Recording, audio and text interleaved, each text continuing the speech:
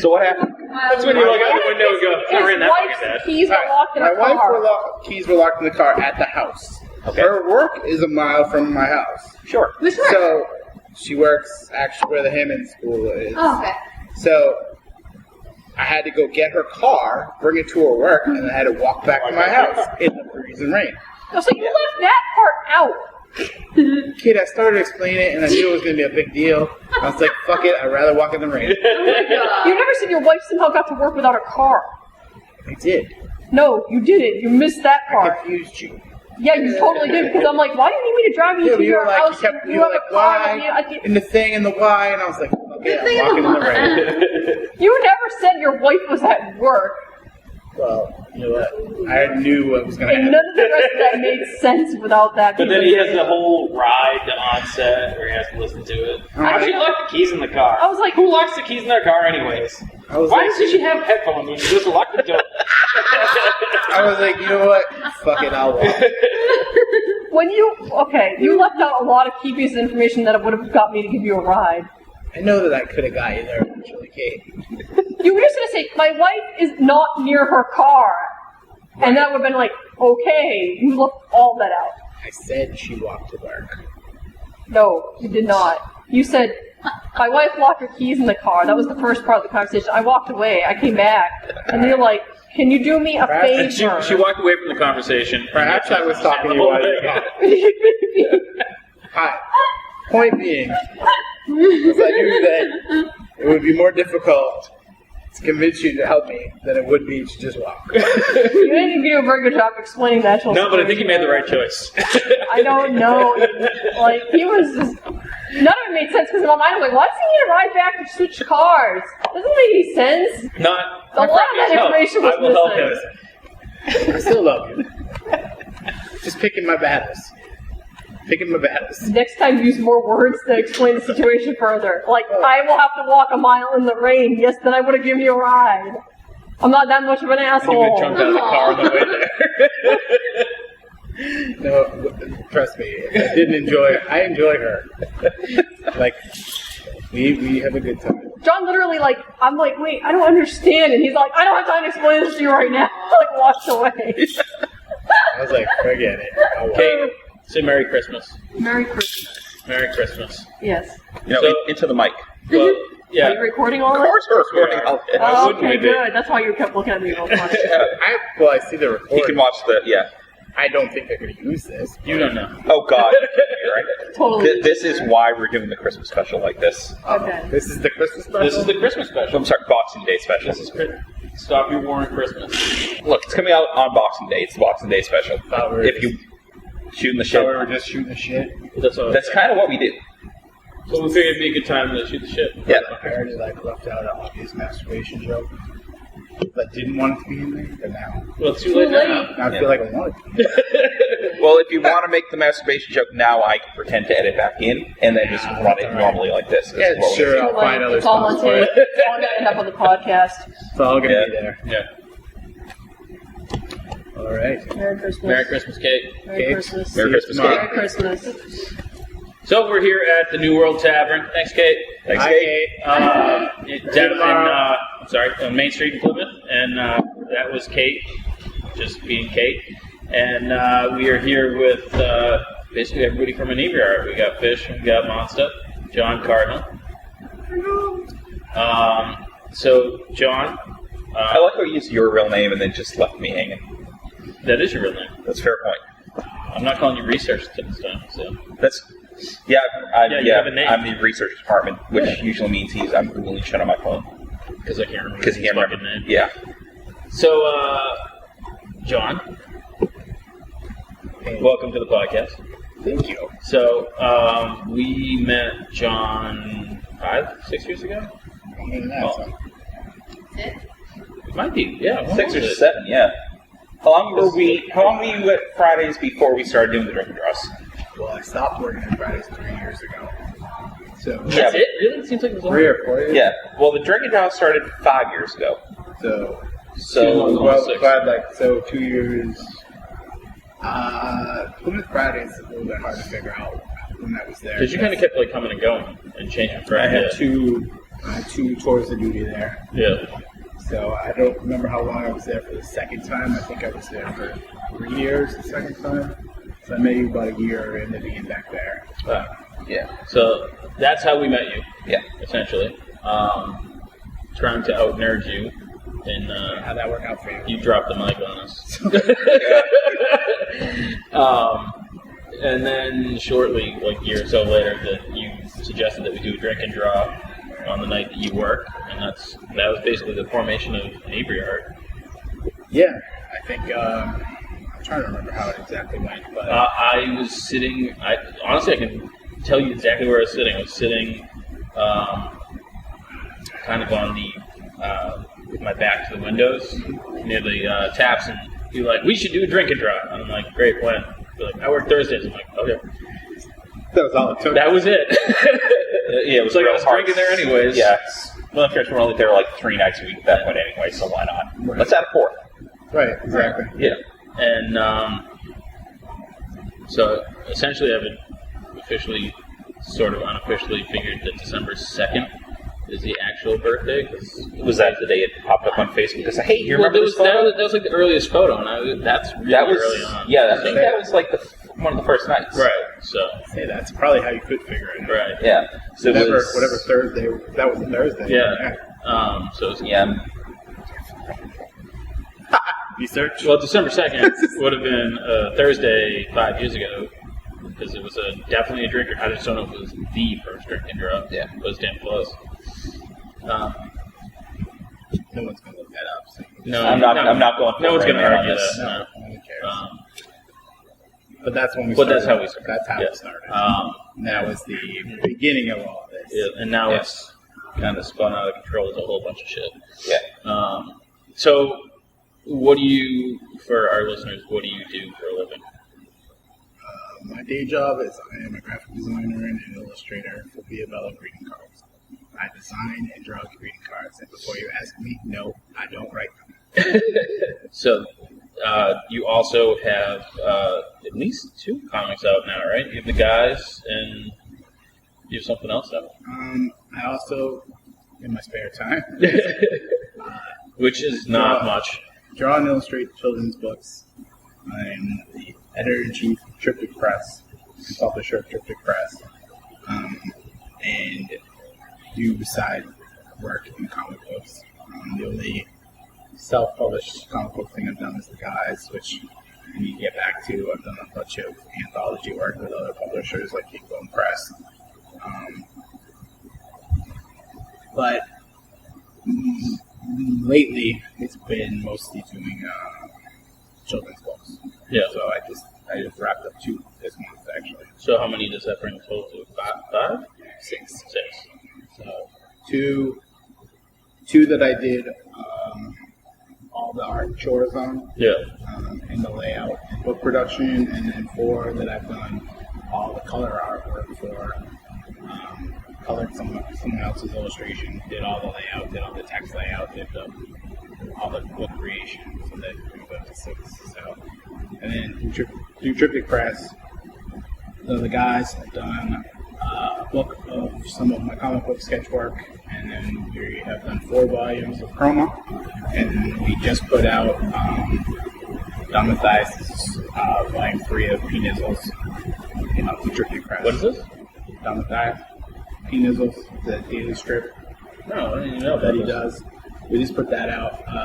He debuted it at Baltimore Comic Con. He's been working with another publisher for his first 2 volumes. His contract was up. He's signed on with us. We just put out volume 3, and now we're going to put out anything else going forward for him. Oh, nice. So, he's our first. what is it? Like, what's it about? I've Never heard this. of P-Nizzles. P-Nizzles.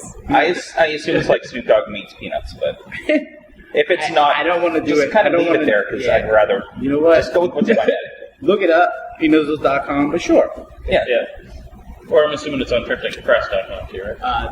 We have a link to it, yeah. Yeah. So, but yeah, we're going to be doing a lot more work with him going forward, and that's the start of us expanding our core.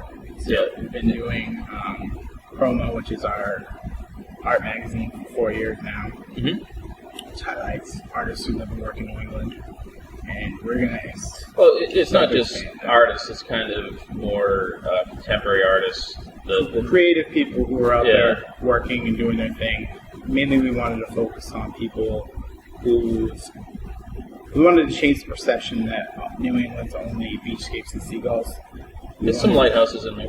We wanted to get away from that, and we wanted to highlight the people who do work that we enjoy, that is in the vein that we see on a daily basis. And those people that are out there working and doing on the grind, we wanted to, shine a spotlight on them. So it's been photographers, illustrators, painters, sculptors, chocolate sculptor. And you have a rap group on that too? That rap group is Our Face, which is featured in Volume 3. They just dropped a new album. We've had DJs, photographers, any type of creative endeavor. Yeah. We've had a couple of groups on there. Creative Salem that holds a bunch of events and things like that. We highlighted them. Stuff like that. There's a group out of Lynn that works with kids and paint murals and things like that. So nice. We're all over the place with that, but we're starting to expand also into our publish more Other stuff. Yeah. So you said you want to get back into your self-published comics. Is there going to be another issue of Guys, or it's been in the works. I've had the script, all the thumbnails, things like that. I'd be remiss if I didn't mention my two Turkey presses myself. Oh yeah, Andy Hool and Mike Crockett. Yep. So those are my two partners in crime in all of those endeavors. So I didn't want to leave that there without mentioning those guys, because without the three of us, there would be no Turkey Press. So back to the guys. My friend Lawrence Rosales has written this story, and he's been on his ball. He's been on his grind. He got me the work to do, but I got caught up with a bunch of basically things that pay. Yeah. So I kind of took precedent for a little while, unfortunately. And while I've got it all thumbnailed out, I just haven't got back to the drawing board on that for some reason. And it's a little over a year ago, or maybe a year ago, that you submitted your audition pages to Marvel for Moon Knight. Did you ever hear anything back from that, or?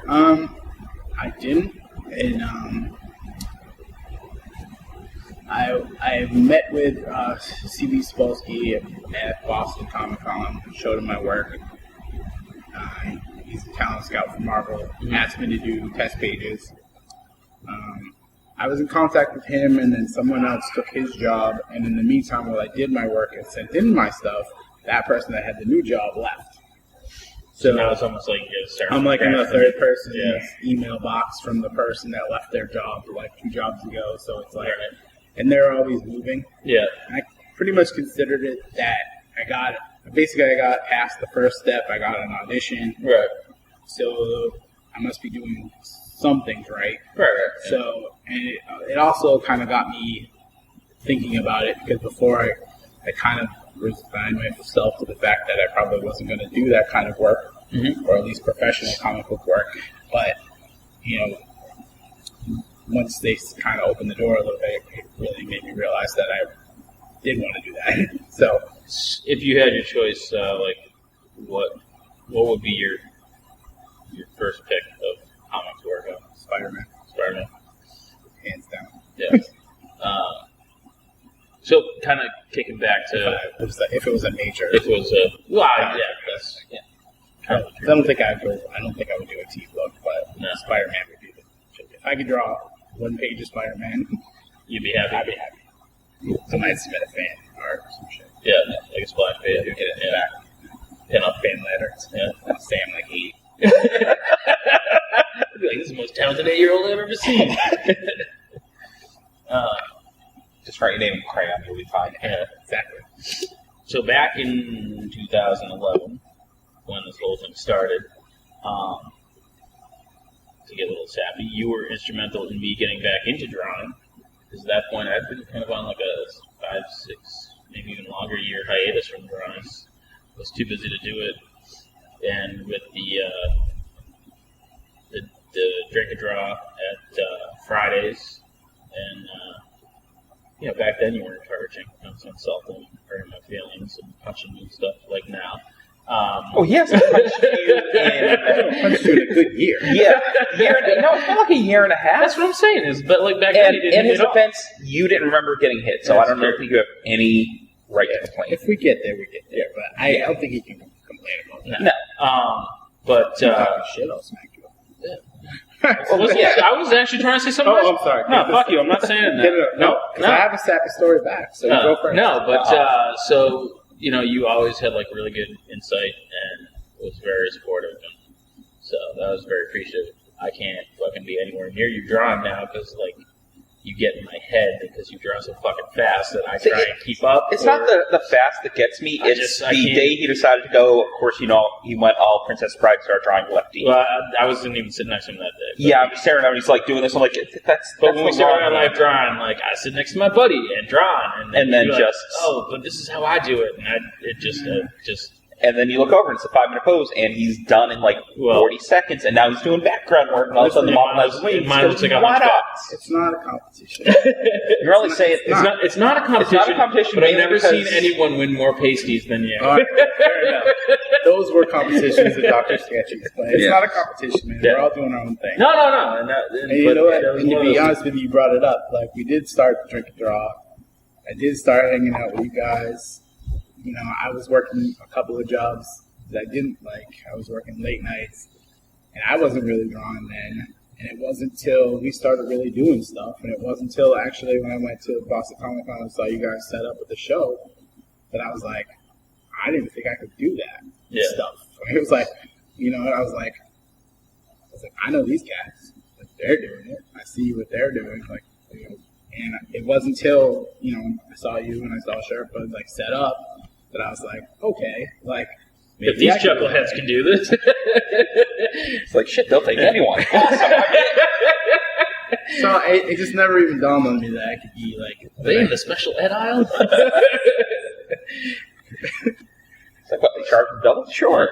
No, but I didn't even know that was the thing. And you guys had the confidence, and you guys had you had the experience and stuff like that. And you guys, from seeing that, talking to you guys, that's what really got me into it more full swing. That and the Forum 11 o'clock comics. That also was instrumental in like they had a monthly theme for a sketchbook, and that's what got me like. At that time I was working a lot. I was working real late, so like I got in like a drawing a month. Yeah, and that's how it started.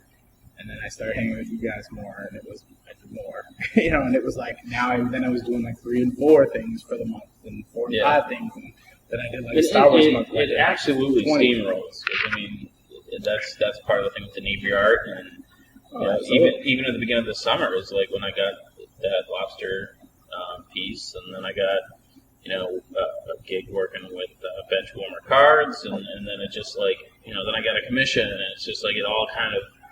Like once you get the ball rolling, it just seems to kind of take on a life of itself. Well, absolutely. I think there's opportunities to do a lot of things. It's not until you're looking for them that you actually that they will come to you. Or not, you're not at this point. You're probably not even looking for them, and they still come to you. But it's because people see that you're out there doing stuff. Yeah. It's just like my children's book work. I never was going to do any children's book work. I was doing comic book work. I was trying to get work doing that. I was doing illustration work, and like an ex-girlfriend of my friend's like saw me posting stuff on Facebook, and she knew somebody who was an established writer who needed an illustrator on a project. Yeah. And she contacted me like out of the clear blue because I was posting stuff on Facebook. Yeah. And it wasn't even anything remotely like children's book stuff. It was Spider-Man and Captain America and shit, and things we were doing in Drink and Draw. It was like that trading card thing. It's like I must have sent someone an email at some point and fucking forgot about it. And then this guy contacts me,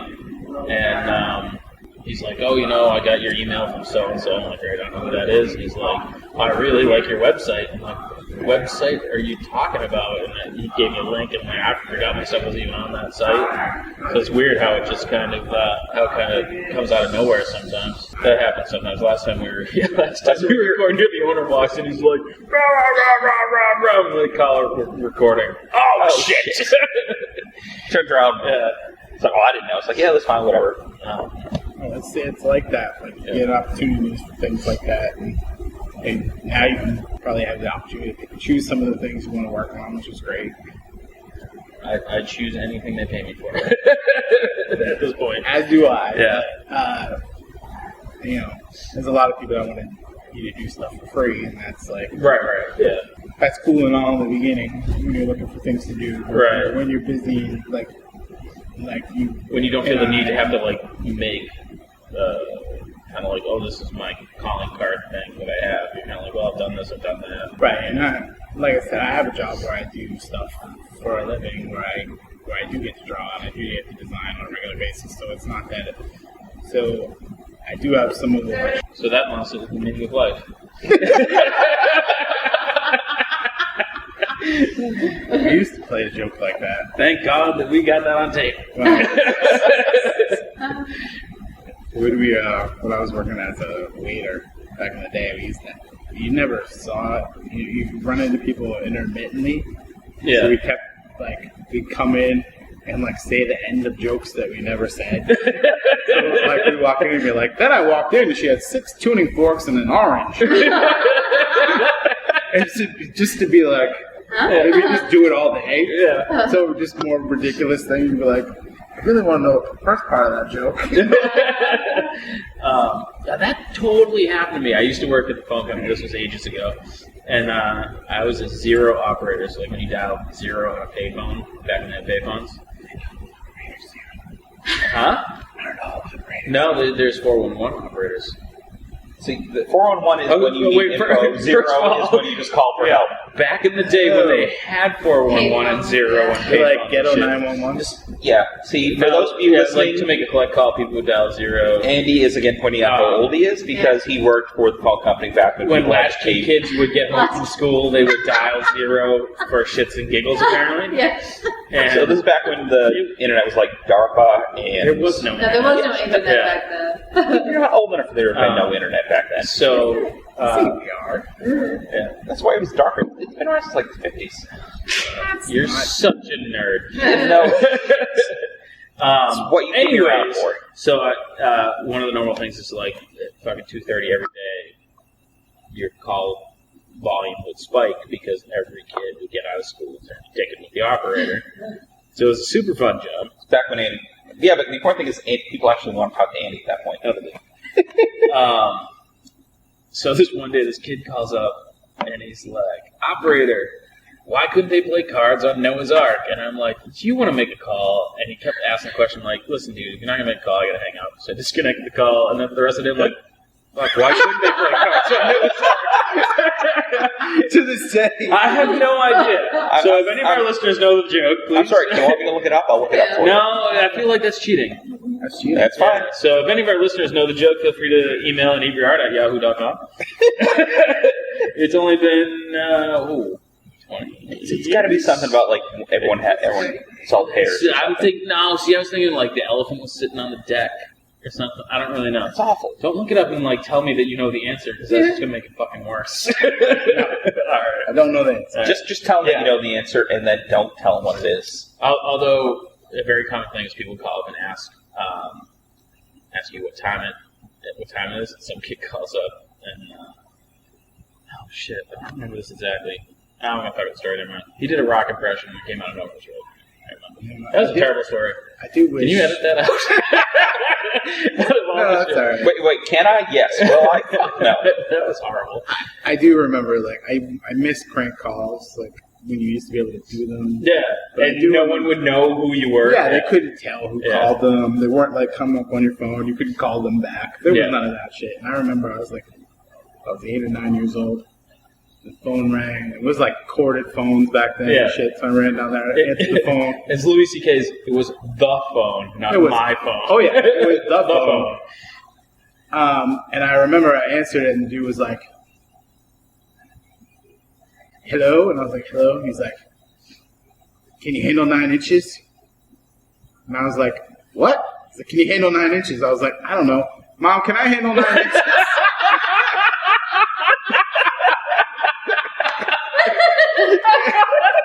She's like, hang up the phone. But he's asking me a question. I was like, son of a bitch. I'm like, fuck that guy. Like, that's great. They're like, no, I'm 9. Oh, that's fantastic. Yeah, so I miss those days. Yeah. And like, I'd never pranked the operator before that. Never made it. I didn't even know there was a fucking 0 operator. Seriously? It hasn't been for a long time. No. Well, And I didn't even have the push button phone. My shit was rotary. Yeah, there's a 0. Yeah. Down 0. Hello, Remember that operator. shit? Yeah. And then you mess up. And it's like, it sucks. Like, You see the last number and their phone number be 0, you'd be like, fuck that guy. yeah. I'm like, oh man. I was like, yeah, that was the worst. When I worked there, though, we used to get calls all the time. People at hotels would dial 0 and think they're getting the front desk. Why wouldn't they be? Like, But sometimes it did and sometimes it didn't. And we kind of got... We would get Because the world's more fun that way. We would get monitored once a month. So once you kind of had your like time with the boss, you were free. Yeah. So my buddy next to me gets one of those people, and they're like, "There's no towels in my room," and he's like, "I'm so sorry. Please feel free to order something off the pay-per-view complimentary at the hotel." And I'm looking at him like, "What are you fucking doing?" wow. Yeah, you had to amuse yourself somehow. That's true. Never had a job like that. Did work at McDonald's. That was kind of a shitty job.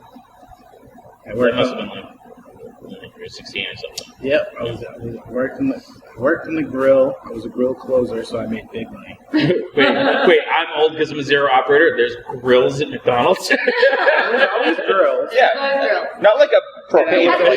You had to be 16 to work They there. were clamshell grills. They're flat, like griddles. They close and they cook both sides at the same time. Oh, that they're was like a grill closer. They're George which Foreman grills. before they existed.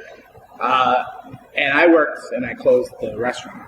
So to the end of the night, and then I closed and cleaned up. So I made big money. I made like $487. Wow, dude, I don't even like thinking about how much I made in my first job. Yeah, I made like, it was big money. That wasn't my first job. Yeah. My first job was I had to. This is tell you all of that. I worked at a recycling place for cans. Yeah. Because it wasn't a thing where you could just shove shit. Oh, right. So you had to count them? I had to count them all. Yeah. I was like 14 years old working at a liquor store, which is like a great place to work.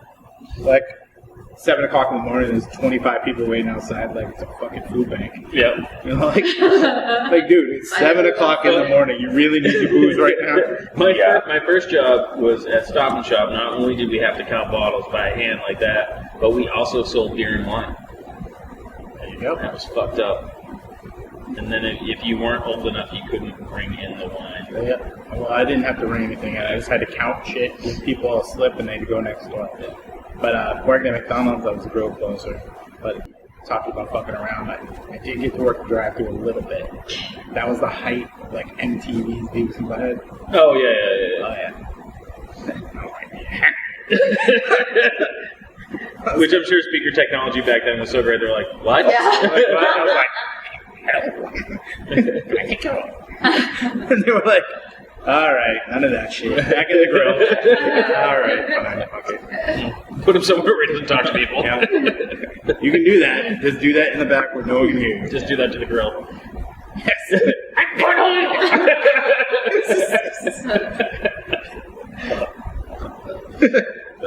See you sitting in a Lucky Valve shirt like up over your head. It's a nuisance. Yeah, that was actually a pretty ridiculous job. I'm glad I don't work. And I didn't get out of the food service industry until like 3 years ago.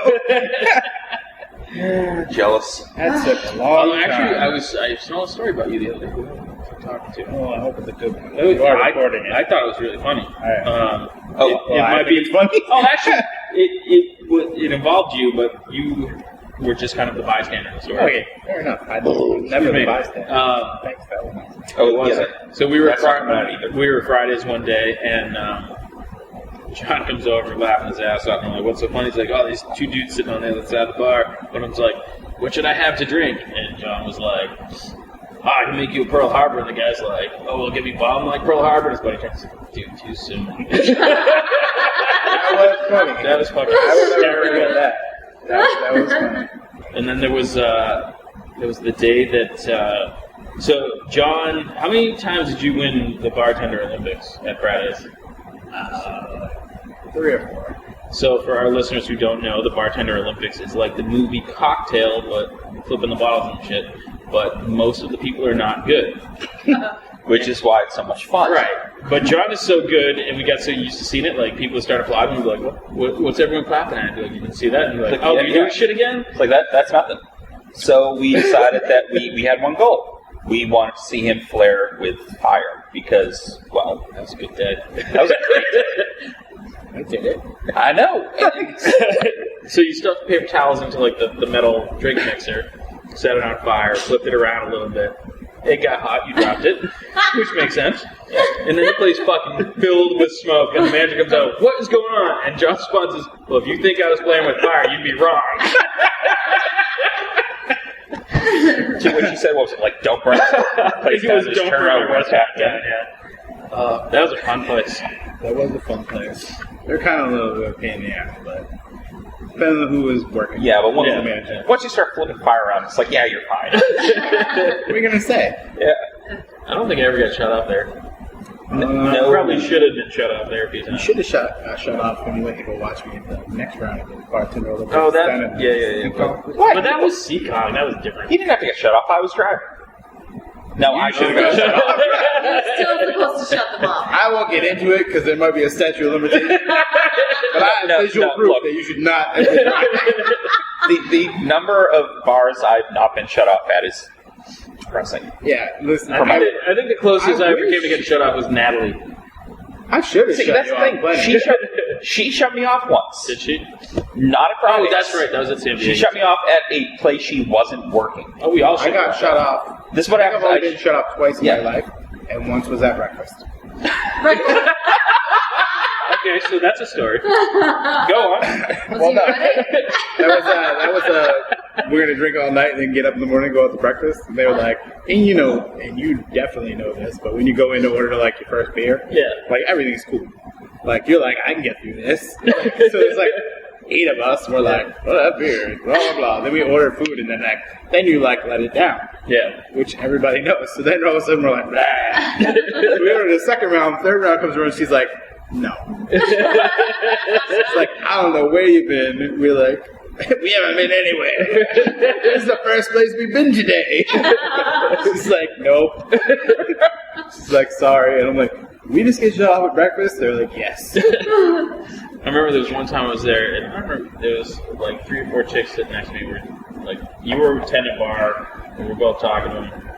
I think it was the day that you made me go inside the bar to draw them for some reason. I don't remember. I'm sorry, I got bored. But you mixed a shot that was kind of the color of tar, and put it kind of near me, but not in front of me. Oh, yeah. And I did the shot assuming you gave the shot to me, and you came back over and you're like, where's that shot? And I'm like, I drank it. Oh, you better go walk around Walmart for a little while. It's no lie. It was not tasty. No. Well, actually, that was one of my favorite things as a bartender is I'm 21, make me a shot. I'm like, okay. Yeah, you don't This is going to be fucking disgusting. Yeah, I've never seen you make a shot that I didn't slightly regret drinking. Well, listen, if you paid... Well, alright, I don't work there anymore. So. Alright, if you were paying for the shot, Oh, fine, yeah. you would get something nice. Oh, no, I'm If not it was complaining. free, that shit was disgusting. No, I mean, let's be honest. I'm like, listen, nothing goes good with gin. I was like, what can I put with this gin? Let's put some tequila, Some rum. Taxa, Campari. Ooh, little Frangelico. Let's put a little Tabasco. I'm like, maybe some peppermint extract. You ever seen like the like old Warner Brothers cartoons where like they add the last ingredient and it's like a it like floats up like a skull? It's like that shit. Yeah, I used to have a drink called Brockton Tap Water. That was a favorite of mine. And then the Nasty was the other one, which is Metaxa Campari, peppermint, Tabasco. I do not know what the first 2 of those are. I don't either. Metaxa is like a Greek whiskey type thing. It's Greek, yeah. Is it whiskey, I believe? No, it's cordial. It's like, need backup on this. Sorry, can you speak directly into the mic? Anisette, like We fired our research department. It's terrible, but it's not like hookah or anything like that. It's close though. It's been a long time. It's gross. Sambuca tastes like black licorice. Yeah, it's got a Is that what it licorice. tastes like? It's definitely got Research. licorice. It's got a mixture of like licorice and. If you're gonna talk, come closer. Huh? Okay. Yeah, get over here. I'm sorry, you talking about alcohol? No, have a seat. No, I phoned a friend. Yeah. It's a Greek liqueur based on brandy with wine and flavorings. All right, it's fucking gross. That's all I can tell you. Yeah, So for our Look up listeners, Campari right now. For our listeners, the added voice is Broomhilda. She's a streetwalker here in Plymouth. Just happy about it. No, it is our good friend Jess. I mentioned booze 3 times. And she showed up. I said tequila, gin, and Jameson, and poof, there she was. Be like, hey, someone call me? It's an alcoholic liqueur considered an aperitif, obtained herbs and fruit and alcohol and water. So here's I assume it's goddamn. That does not sound like something that goes so well with the here's last what's thing. the magic of this. Campari has the worst before taste of any booze in the world. Okay. Taxa has the worst aftertaste. So you There's mix it where the together. magic comes in. You take those 2 things, peppermint extract, just to fucking fool you, and then Like, oh, it smells like Tabasco. peppermint. So that fucks up the middle. Yeah. So now you fucked up the beginning, you fucked up the end, and the middle's a mess. Oh, so Twilight. Exactly. So Yeah, but it on makes purpose. a spectacular drink that you can give to any 21-year-old or anybody who's like right on the edge of not feeling well. You're like, I need a shot. Or like that was my favorite. Like, I'm 21 at midnight. Like, all right, Let me okay. ruin your day. Guess what? Welcome to alcohol. So that's the thing. You do that first, everything else you drink is going to be uphill. That's true. The first beer It's I like bought, you bottom out real fucking I hard. bought a Foster's Bitters oil can. Lost was my first beer. I don't know what my first beer was. I think it was in a I had to bottle, have right? I had to have baby a bottle. podium. It was probably no.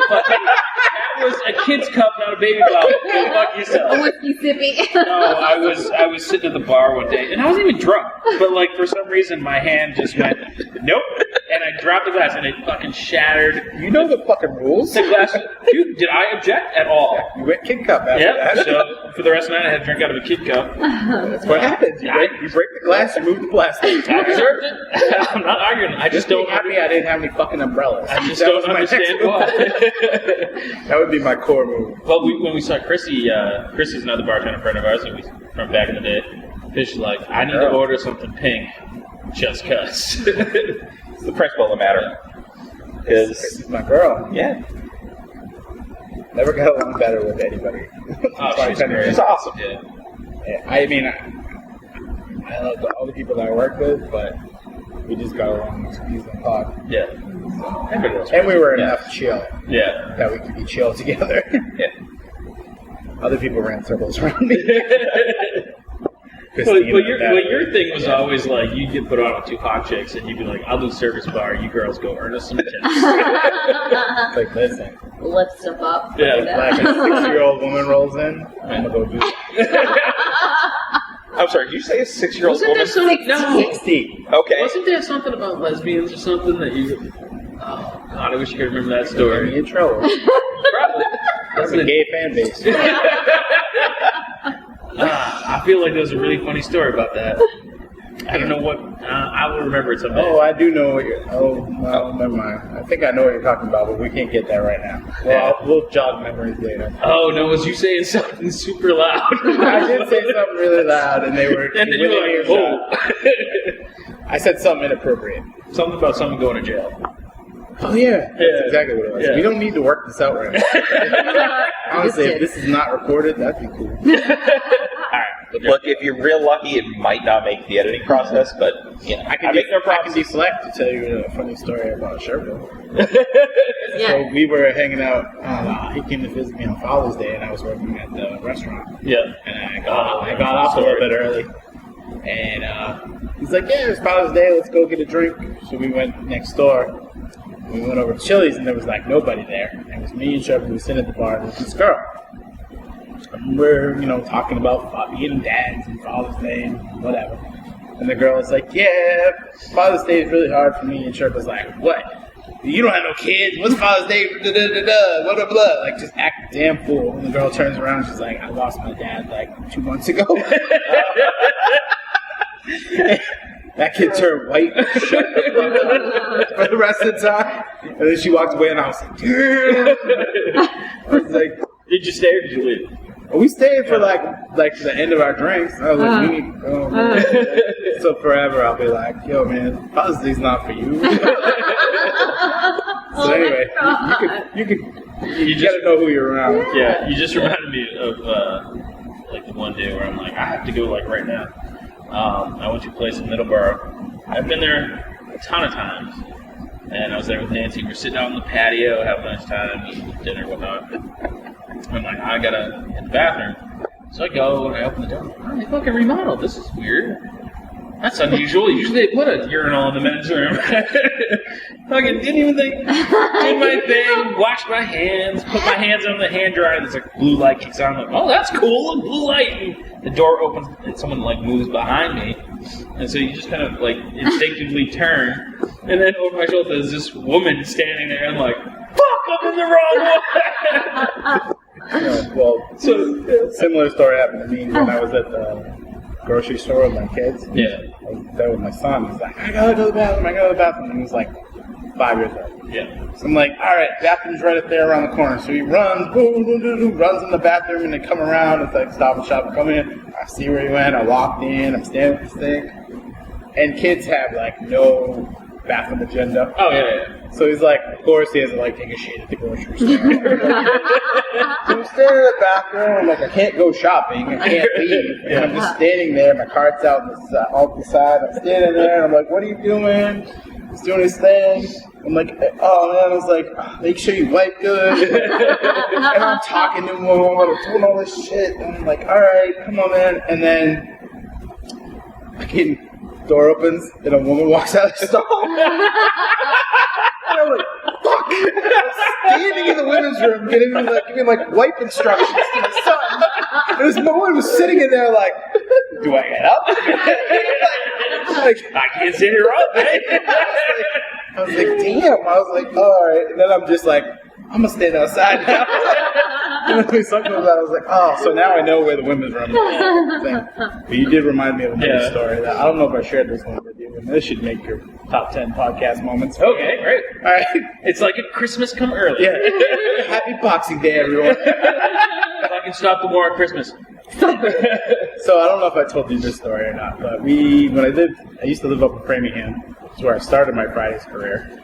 But we used to go out all the time to bars, and there was a place called the Tin Alley, which was a dive bar, a really bad dive bar over near Framingham State. So we went over there because beer was like $2 for like talls and shit like that. So we're there, food was gross, beer is cheap, hanging out there eating food, and then I got like a gurgle in my belly, and I'm like, oh man, this is not good.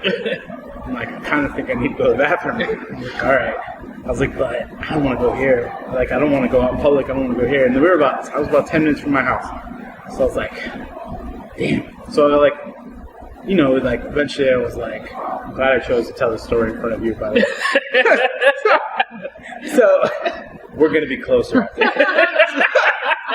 So I go into the bathroom, and it's such a dive bar, there's not even doors on the stalls. And I'm like, well, fuck, I can't do that. Those are always fun. I'm like, I can't do that. So I'm like, forget it. Yeah. I'm like, I go out there. I'm like, tell my wife, I'm like, I gotta go home. Yeah. Use the bathroom. I'll be back in like a little while. So I go drive home, and it was like a Sunday night. And on the way home, there was Stop and Shop again. So it was like 7. It was like really late on a Sunday night, and I used to shop there all the time, so I know it was pretty dead. Yeah. So I'm like, I'll go use the bathroom at Stop and Shop. Nobody will fucking be there. It'd be great. So it's about halfway between my house and the bar, and I'm like, I'm fine. I'm gonna go use this bathroom at Stop and Shop.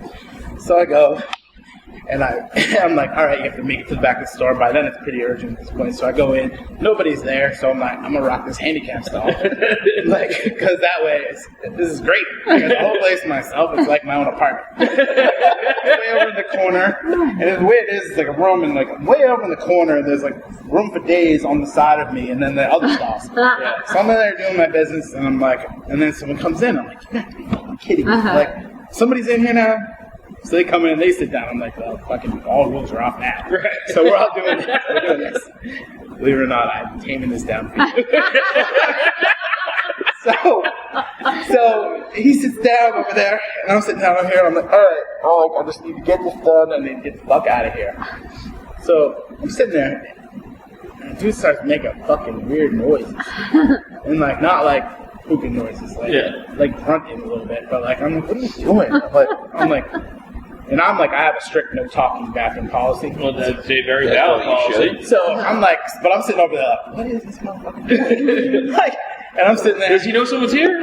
I'm like slowly trying to like wipe and get out of there, and like he's like,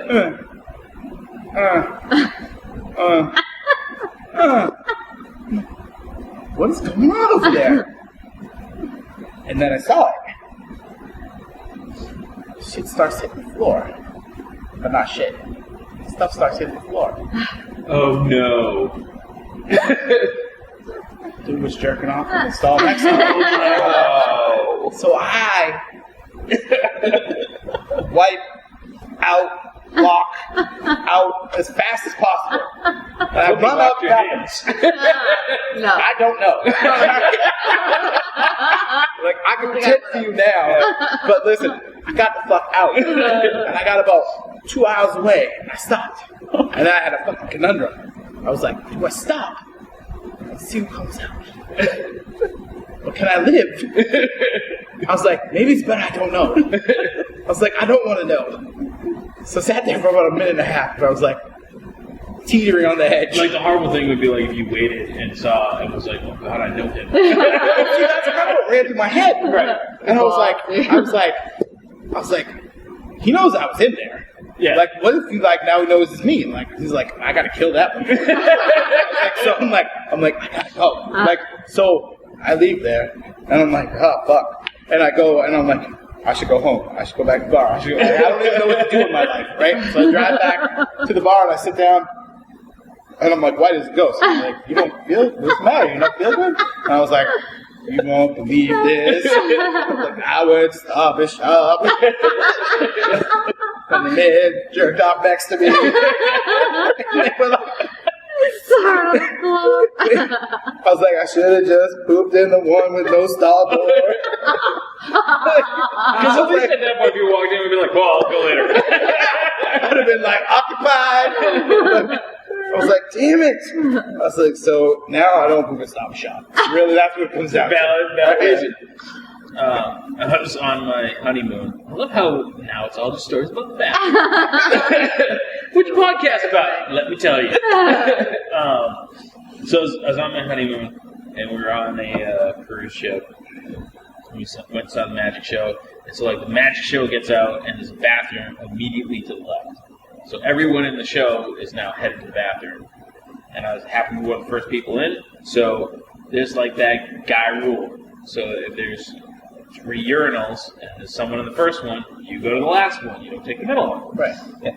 And so full that some other dude came into the middle one.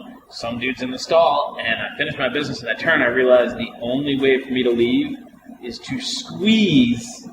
Like, literally had to, like, rub up against the guy in the third one. I'm like, oh, this is not fucking good. I'm like, come on, dude, let's go. Let's go. Oh, it's like the worst design I've ever seen. It's horrible. Who ejaculated? I didn't call my story. I didn't say it was better than your story. Oh, one time you rubbed up a guy in the bathroom? Well, he was peeing. Wow, you're an couldn't animal. sway. We just went to the King Richard's Fair, and I did the same thing, but the 3 dudes were dressed as wizards. So, and my son went in after me, You and he said was it was like, a competition. hey, well, Why does my story have to be I better? said drawing's not a competition. Eddie, between the two, it's not a competition. So, He's kicking your ass. there was 2 other guys jerking off in the urinals, and like one guy with no pants. Alright, fair enough. Sorry, you can't follow it up with that. I would have told another story, but I thought you were going to come up with that. Asshole. You know why I talk to you. I know. Let's get Monsta on the podcast. This is great. This would be great. Fish, tell a story so he can make fun of you now. The fuck do I have fun? I don't have no. I don't have good stories. Oh. He's got good stuff. Fish just go to the bathroom. Never been in a public. You don't have a poop story, Fish. I legitimately have never had a situation where me going to the bathroom has ended up that badly. It's a fucking lie. No, seriously. No. You're old enough and done enough dumb shit and drank enough that something bad happened. Fine. If it does, I don't fucking remember it, so... That could be valid. I mean, I'm not going to put you on the spot, but I you know damn well bad shit's happened. seriously, I got nothing. There's stuff that you feel like, yeah, that was pretty questionable. No. And a coworker keep turning her car headlights on me while I was trying to take a leak against the wall, but that's not really the same thing. See, that was worse than my story. Yeah. That's why I didn't When say I worked back at the newspaper, they had a stall where like the stalls were really high. Yeah. And like I worked at night, and like I worked a lot, so sometimes you have to go to the bathroom at work. So, but if you went to the last stall, there were those motion lights. But if you were in there too long, the fucking lights turned off. So fucking then, like, you're waving your arms, trying to get the fucking lights back. But that's the thing, you gotta stay there with the fucking lights on. But then the worst part is if somebody comes in with the lights off, and they turn on, you're like, and they're like, are you sitting here in the dark? I'm like, no, I've been here too long. Like, My legs are asleep. I did not feel like getting up and waving my arm. It's like, Just throwing a ball of toilet paper under the air trying to fucking turn the light I'm on. like, who designed this place? Like, sitting here in the dark. Just give me a fucking switch. Is how blind people wipe? Just bullshit. Oh, that's terrible. I'm glad I brought this down a notch. Yeah, Yeah. I'm pretty sure that we started off pretty legit. I listened to a bunch of Yeah. episodes. You have not talked about any of this stuff. No, we've not gotten to poo-poos yet. Yeah. I'm sorry. It's Christmas. It's a Christmas miracle.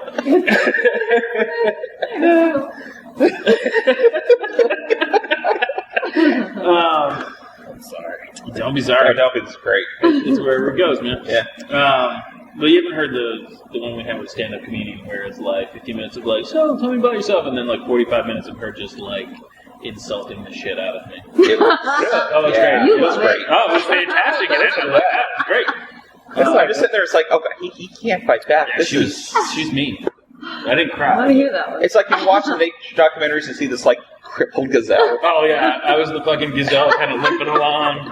She just bled into you. Huh? Take it Pretty down. much it. That's pretty I just moved to the bump. That bumped up in the podcast too. Yeah. Give it a couple Yeah, weeks. it was fun. It was a good time. Yeah, I gotta edit We'll it have her first. back. Yeah. So, this was interesting. And so to steer it sort of back to a realm where it belongs, if So, someone... wait a minute. If you really wanted to do, tell the meaning of life right now. We'll cut it back in. Dude, I already fucking... If you didn't listen the first time... Listen, I wrote it down, but I don't know if they heard it. That's their problem. They'll have to keep listening to further podcasts. Yeah. So, now that you've told all those wonderful stories, where can people find the children's books you work on? You should ask me another question, which is why do I go by Monsta? You know, that's an excellent question because I tell a story of like why fish is fish and why sherbet is sherbet. And people are like, well, why is Monsta Monsta? I go, I have no fucking idea. Well, this will help you out. Because he said so, and we just kind of We had a stamp made that said Monsta. So Yeah. sometimes I tell poop stories Okay. and draw naked ladies. Okay. Sometimes I draw children's books. When I draw children's books, my name is John Cardinal. When you Tell poop stories, my name is Monsta. Fair. Yeah. If you want to see the nice things that I do, Don't Google you Monster. can use my government name. If you want to see everything else, that's why Monsta's there. So there's a duality and a schizophrenia to the artwork that there are two Facebook pages, and I never know. There which are one two to Facebook pages, send which- shit to. No, I'll tell you that real quick. It's, when I started doing children's books, I did want to keep it separate. And I was friending a bunch of people in that community. Yeah. And I was like, they don't need to see my family and all my other shit. Right. And I was like, I'll just keep it separate. Then one day, somebody who was already my friend must have got the, you also know this guy. And they were like, that asshole unfriended me. So then they friended me, and then everybody else was like, you might also know this guy. And like, so then people started friending me on that. And then people that that are not friends with me on my proper Facebook started friending me on there. And then I'm like, I don't even know what to do now. I don't even post on that Facebook. Yeah. It's literally just for like 3 groups that I'm in. But sometimes I'll log in, there'll be messages from people, and I'll be like, damn, dude, I hadn't logged in this for 2 months. I was like, you should have. People be like, why is John being such a jerk not getting back to me? He's on the list. Yeah. So I was like, damn, but now I'm like, I wish there was a way to merge the Facebooks. So I could be like, because I want to know who I'm friends with on one that I'm not friends with on the other, and just merge them, and that would be great. But that's not how shit works. No. So. But to tell you the real, so then I do have a split personality, or a split I don't have a split personality, but I do work in 2 different veins. Right. So I separate those 2 things. So if I do things that I think are PG or G rated, or, in that realm where kids might do it, that's under my real name, and those are the things I put out there, Is there a JohnCardinal.com? I can't get that. Really? I want that. Yeah. But, and I believe there is Monstaville. Monstaville.com is where Monster lives. Yeah. So that's where you can go. You can see both. You can see some of my poop stories. things are poop stories. Just pictures of naked ladies. There's hardly that, but I do have one gallery that's called Kid Friendly that all my children's books are on. And you can see some of that work and then my other work. Because I've done work in all different realms. I did editorial illustrations, I've done work for adult magazines, I've done nude stuff. So there's, I've done, even things with bad words. That's not stuff that kids need to see. Right. But I don't want to, I find it hard. Like, I don't want to limit myself because I do children's books. I don't want that to be the only thing I can do. But you're trying to be responsible and keep it separate. But I am. So it kind of came to this idea that I would use my nickname or my online moniker, because when everybody got online in 1955, they started using their whole nicknames and shit like that. So my nickname, when I got my nickname, was in college. Yeah. And there's like 2 of my friends who have 2 completely different stories, which I both believe are both bullshit. But I know that we did watch an episode of X-Files where that one guy's name was Paco Ordonez, the little monster. Okay. They thought that was funny. They called it Paco Ordonez for a while. And It then just became 2 different rival stories at one point. It's basically, at the end, they ended up calling me Monster. I didn't mind it. I thought it was a good nickname. Yeah. You can't give yourself a nickname. If someone's going to give you a nickname like Monster, I thought that was fine. right. So when I got online, I started to use Monster as my name. Like Monster.com, everybody had that for for buying, getting jobs. You couldn't get into URLs like that, so if I wanted to email, I got Monsterville. Well, it's Monsta. Monster with an A, which I kind of did for Like it New doesn't sound England. the same anyway. So it was like a New England-y thing, without an R. So Yeah. I did Monsta. So that's been my nickname since 96, 97. So when I got my online, I did everything on a Monster. And even when I did the comics forum, I did everything on a Monster. So there's a lot of people who have seen my work online that's all signed Monster because that was my online nickname. Right. But all of those, so that's the other reason. So I had all these people who knew me by that who don't know who the fuck John Cardinal is. Right. So now that everything's kind of coming full circle, and now that forums kind of going away, and everybody's on Facebook, people know who the hell I am. But still, I went to New York Comic Con, and I was with a bunch of people, and they're like, "Oh, who are you?" And I was like, "John." And I was like, "Monster." And they're like, "Oh, nice to meet you." Like, I know who you are. Like, we've been talking online and shit like that. And I'm like, well, that's the only way they know me. So, Right. And that was Inebri-Art and all these places where I was under that name. So I kept that name, but I just decided that if I do anything that's above a PG rating, it's going to be Monster. And I'll sign it Monster. That's where it's going to live. And that way, if I do work that would offend somebody, or it will be under that, it won't be under my name. So if you Google my name, you probably won't get that. But if you do Monsterville, you will get, or Monster, you'll get a ton of shit that is in a different realm. That's a long-winded thing. That is a very long-winded And short nobody story. ejaculated at the end of that. They Speak know. for yourself.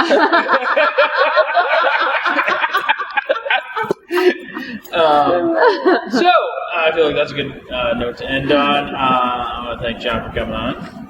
It's been a long time coming. Gotta get you back again soon. Keep making these coming jokes. Thanks, Jess, for sitting in and answering our alcohol questions. Thank you for helping me out with the tax. And for our listeners, make sure you follow us on. Follow us on Inebri-Art. Follow us on Twitter at Inebri-Art. Check us out on Facebook. Go to Inebri-Art.com. Like us, comment, subscribe, all that fun stuff. Have a Merry Christmas, fuck Boxing Day. And You can see the rest of what I do. Happy New Year. Monstaville.com Monstaville.com. Check out John's stuff. and TripticPress.com. Yes, and the guys at Triptych Press, Andy Gould and Mike Crockett, they do great work there. And I look forward to seeing what other books they have coming out. And if you happen to be in Plymouth, check out Life Drawing the first Monday of every month, unless it's a holiday. Then we go the second Monday at the New World Tavern. $8. Bring your drawing supplies. And that's pretty much it. All right. Cool. Okay. And thanks for checking out the show today, listeners. If you enjoyed the content today, you can go over to patreon.com/Inebri-Art to support the show. You can join over there for just a few dollars a month and help us provide this fun content that you just checked out. You can also email us at Inebri-Art.com with your questions, complaints, and concerns, or you can find us on all social medias at Inebri-Art or at Inebri-Art6 on Instagram. And also don't forget to check out our other shows, Bar Talk Podcast, Old Colony Cast, Inebri-Art, and all the other shows on the Inebri-Art Network, which you can find at Inebri-Art.com. So thanks again for listening.